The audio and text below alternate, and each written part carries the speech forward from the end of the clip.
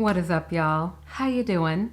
It's Alina, and in this video, we'll be diving into this October full blood moon in the cardinal sign of Aries, what exactly a blood moon or hunter's moon, as it's also referred to, is. We'll also be diving into this moon's transits, how we can better align with its energy. And at the end, as always, I'll provide some full moon writing prompts so we can journal and catch up together. And a huge announcement, the 2022 Auralign Astrology Planner line has launched for pre-order, so yay! I am so excited for you to not only pre-order and everything, but to also see the full astrology line. I have not only released the astrology planner that has dedicated full new moon ritual pages, notifications for the entirety of 2022's astrological transits, but this year I also specially designed tote bags and notebooks with my favorite quote designed into each of them. So be sure to check the links below. Go check it out.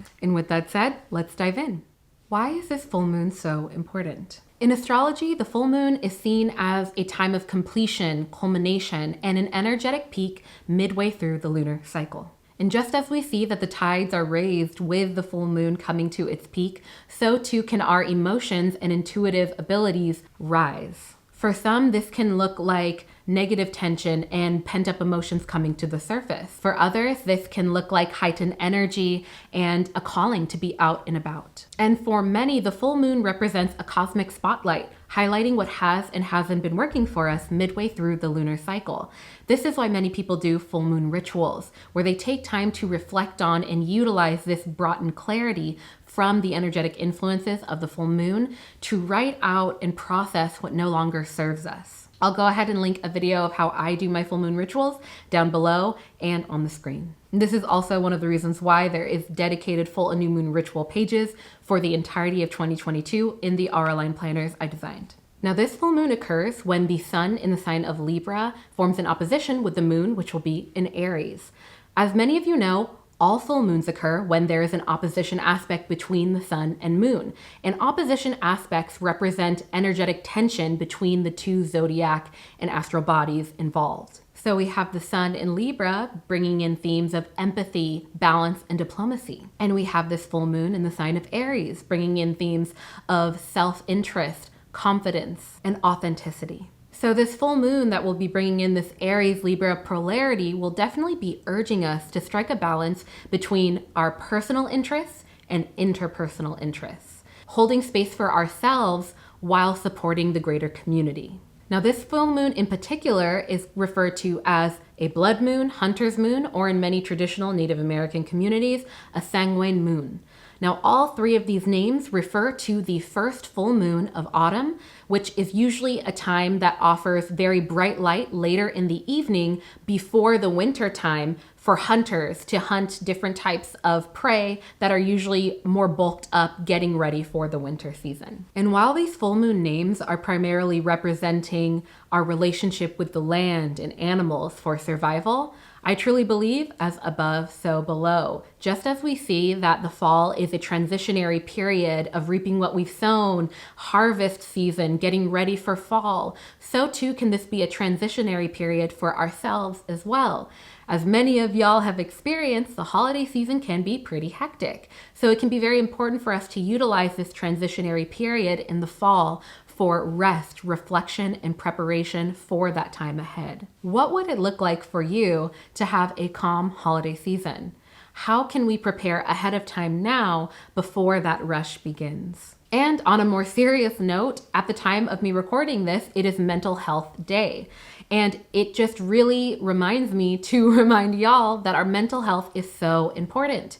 If you or someone you know experiences seasonal affect disorder or has some type of winter blues, it will be very important, I'm putting my nutritionist hat on, to begin supplementation of vitamin D if that is something that your doctor has approved for you, making sure to get enough sunlight, changing our sleeping patterns to make sure that it is aligned with the rising and falling of the sun to help our circadian rhythm, melatonin production, and much more. Oftentimes in our modern lives, in our modern worlds, being surrounded by man-made homes and even light sources, it can be easy for us to forget that we are a part of this earth, and we go through the seasons just like the plants and animals do. And so it's very important to be cognizant of those things and see how we can change our habits with the seasons.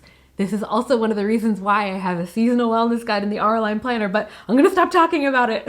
Next, what transits will impact this full moon?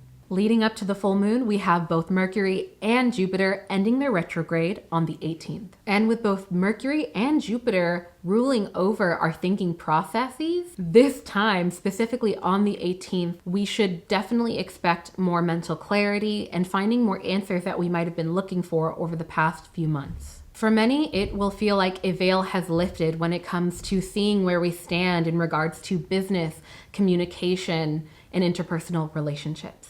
Next, a top transit we'll see during the full moon will be the moon squaring off with Pluto, the planet of the subconscious, upheaval, and life changes. As some of you know, a square aspect in astrology can usually represent heightened tension and even issues or obstacles when it comes to the two energies and astral bodies involved. So when we see Pluto, this planet of the subconscious, and what lies beneath the surface, squaring off with the moon in the sign of Aries, this astral body that impacts our emotions and feelings, this transit is known to lead to compulsive and heightened emotional behavior that's linked to things coming to the surface, things like triggers, and maybe things that we push down that now we're being reminded of. It's important, though, to look at both sides of the coin. Now, while this transit can bring tension, and tension is associated with stress and negative emotions, tension and obstacles can also provoke action to be placed to change the trajectory of our path. So during this time, it will be incredibly fruitful to lean on empathy when facing any type of disagreements,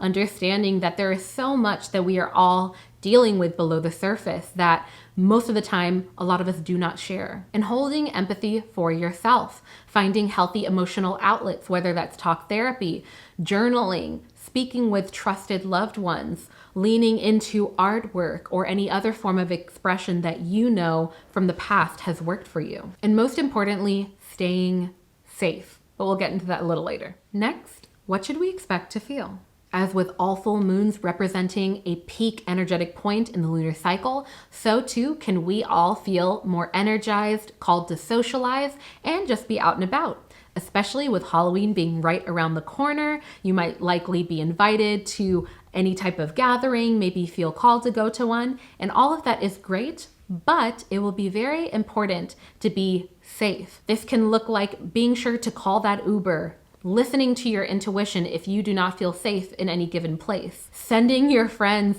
a pin or your location before you go somewhere, and being sure to look out for yourself and others. I just feel really, really called to remind y'all to prioritize that. Prioritize self-preservation while you're having fun. As well, looking at these transits, it definitely seems likely that there might be tension when it comes to our interpersonal relationships involving dependence versus independence, and unspoken disagreements coming to the surface. For many, this might look like very small conversations, disagreements, or topics that come up that can be easily resolved, usually because we've already been doing the work or we're already emotionally ready to dive into them. This does not necessarily mean that everyone's going to be getting into arguments and having deep emotional issues necessarily. Depending on your natal chart, depending on your placements, depending on how you approach any of these situations, it will show up differently for you.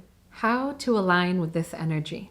This full moon with these transits and it being in Aries is really calling us to think about how we can honor ourselves while honoring our close relationships. During the previous new moon, I offered some writing prompts where we kind of dove into this. So if you've already written those out, maybe you can comment below the answer to this question, which is, how do you hold space for yourself while also helping or holding space for your loved ones? How do you protect your energy and maintain your boundaries while also being there for other people? And I really asked that question because, especially with women, but this can happen with anyone, we can often be trained throughout our entire lives to constantly give without asking for anything. as just women to provide for our family members. And that is completely okay. Community, we are community-based organisms, but when we are overextending ourselves and it might not necessarily feel sustainable, it can be completely healthy to bring that up, to really consider those ideas. And so being cognizant of how you feel when you are interacting with your loved ones and your community can be so powerful during this time. For many of us, we might realize that we feel energized and deeply fulfilled when we are helping others, and that is a part of how we fill our own cup. So be sure to hold space for your own unique experience. And finally, let's get into these full moon journal prompts. What I'll do is I'll put the journaling prompts on the screen. When you see them, I invite you to pause the video, write them out, unpause, and we'll come back. If you have your Auralign planner, I invite you to turn to the full moon release page where you can write everything out. But if you don't have one, you don't need it. All you'll need will be a pen and paper. What practice helps you process or release heavier emotions? What does a supportive and welcoming community look like for you? Is there anything you're ready to release during this full moon? How do you see yourself putting these intentions into action? All right, y'all, I hope you enjoyed some of those writing prompts, and if any of them spark some ideas that you feel called to share, be sure to write them in the comment section below, as I'll be replying to many of them. All right, y'all, if you made it to the end of this video, I invite you to comment 3 pen emojis to let me know that you made it. As when you engage with my work and anyone's work on YouTube, you are not only telling the YouTube algorithm, the powers that be, that you enjoy content like this, but you are helping small but growing creators like myself continue to grow, and it's deeply appreciated. And finally, if you are interested in learning more about the 2022 Auralign Astrology Planner line, the notebooks, the tote bags, the new features that are included in the 2022 Astrology Planner, then definitely check out the link on the screen or in the description box below. And with all of that said, I will leave you with my favorite quote, and that is, be gentle with yourself. Because life is about the journey, not the destination. All right, peace.